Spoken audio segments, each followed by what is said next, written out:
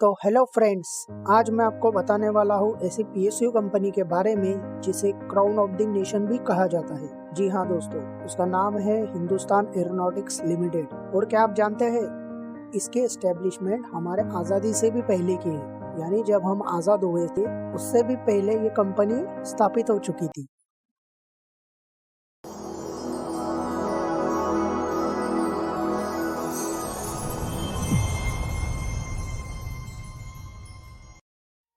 तेईस दिसंबर 1940 ये वो दिन था जब एक लोकल बिजनेसमैन सेठ श्री वालचंद हीराचंद जी ने मैसूर रियासत की मदद से कंपनी की स्थापना की और उसका नाम रखा हिंदुस्तान एयरक्राफ्ट लिमिटेड। कंपनी ने अपना पहला ऑफिस बेंगलोर में ओपन किया और कंपनी ने अपना प्लांट यूएस की इंटरकॉन्टिनेंटल एयरक्राफ्ट कॉर्पोरेशन की मदद से बनाया और इसमें विलियम डी पाउले का बहुत बड़ा योगदान। फ्रेंड्स, क्या आप जानते हैं उस समय की इंडियन गवर्नमेंट ने अप्रैल 1941 में 25 लाख रुपए में कंपनी के 1/3 शेयर खरीद लिए और ठीक एक साल बाद यानी 2 अप्रैल 1942 में कंपनी को नेशनलाइज कर दिया।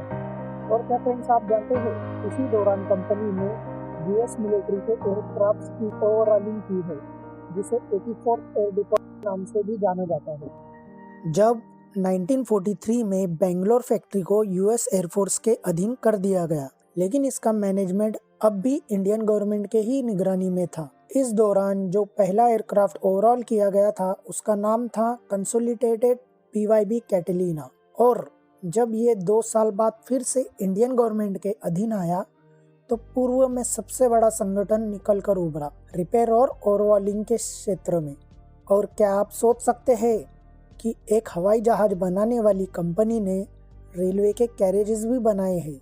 और जब 1947 में देश आज़ाद हुआ तो कंपनी को पूरी तरह से इंडियन गवर्नमेंट को सौंप दिया गया। आखिरकार जून 1964 में हिंदुस्तान एयरक्राफ्ट लिमिटेड और आईएफ के कानपुर स्थित एयरक्राफ्ट मैन्युफैक्चरिंग डिपो को आपस में मर्ज कर दिया गया और 1 अक्टूबर 1964 में जन्म हुआ हिंदुस्तान एरोनॉटिक्स लिमिटेड का। ये तो थी दोस्तों एचएएल बनने की कहानी। अब जानेंगे कंपनी के ओवरव्यू के बारे में, लेकिन इससे पहले प्लीज वीडियो को लाइक कर दीजिए और साथ ही आप चैनल पर नए हैं तो कृपया सब्सक्राइब कर दीजिए। तो कंपनी ने अब तक 3000 से ज़्यादा विमान और 3400 से ज़्यादा इंजनों का निर्माण किया है और साथ ही कंपनी ने 26,000 से ज़्यादा इंजनों को रिपेयर भी किया है।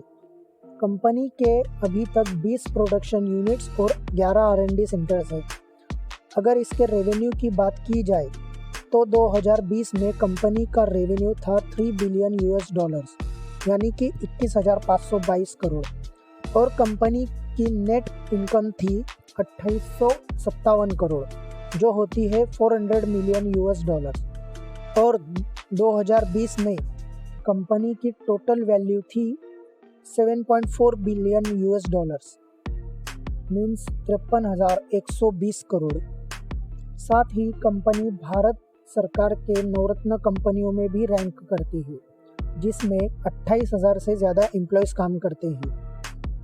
एचएएल का मैनेजमेंट एक बोर्ड द्वारा किया जाता है, जिसके मेंबर्स मिनिस्ट्री ऑफ डिफेंस के माध्यम से भारत के राष्ट्रपति द्वारा नियुक्त किए जाते हैं।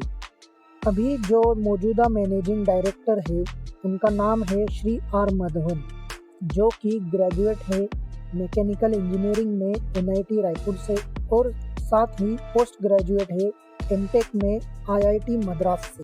कंपनी का अभी के समय में fighter jet, helicopter, jet engine, समुद्री gas turbine engine, avionics, spare part supply के साथ साथ ओवरऑलिंग और अपग्रेडिंग का मुख्य काम है। कंपनी की शाखाएं नासिक, कानपुर, कोरापुट, लखनऊ, हैदराबाद और कोरबा में स्थित है और मुख्य ब्रांच बेंगलोर में है।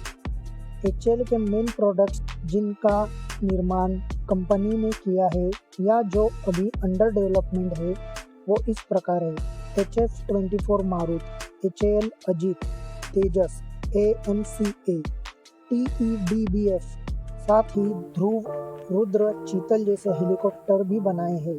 और कंपनी ने मिग सुखोई 30, डोर्नियर 221 जैसे एयरक्राफ्ट बनाए हैं।